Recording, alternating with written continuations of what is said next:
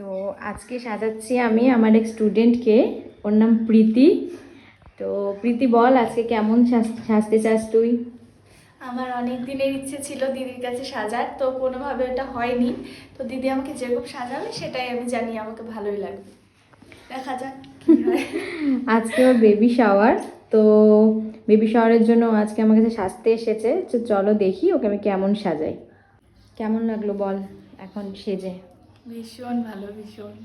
আমি তো মানে জীবনের প্রথম সাজলাম, সত্যি বলতে এত সুন্দর নিজেকে নিজে দেখে চিনতে পারছি না, এত ভালো লাগছে। তাই? এরপরে আরো আরো আরো ইচ্ছা আছে সাজার। তুই রিয়েলেও খুবই সুন্দর দেখতে। Thank you, thank you. আচ্ছা আচ্ছা, এরপরে আবার কবে সাজবি? এরপরে আমার ননদের বিয়ে হবে, তখন সাজবো। আমার ছেলে মেয়ের অন্নপ্রাশনের সময় সাজবো। আগের থেকেই বলে দিলাম, তোমার কাছেই সাজবো। আচ্ছা ঠিক আছে। শ্বশুর বাড়ি কোথায় জানো? মাদারিহাট। সাজতে এসেছিলি?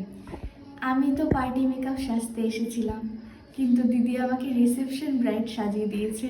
তো তোমরা বলো আমাকে কেমন লাগছে? আমার তো নিজেকে দেখে ভীষণ ভীষণ ভালো লাগছে। তো তোমাদের কেমন লাগছে জানি। তো বরকে ফোন করে বললি? না, আমি তো ভিডিও পোস্ট করবো, তোর বর তো দেখেই নিবে। এটা ঠিক, চিনতেই পারবে না ও। সত্যি আমার বর যদি আমার ভিডিও দেখে আমাকে চিনতেই পারবে না যে ওটা আমি। বুঝছো, সত্যি বললাম। তুমি পোস্ট করে দাও, ও ফোন করে বলবে তোমার দিদি এখনই একটা পোস্ট করছে, ওটা কি তুমি? আচ্ছা ঠিক আছে, চল।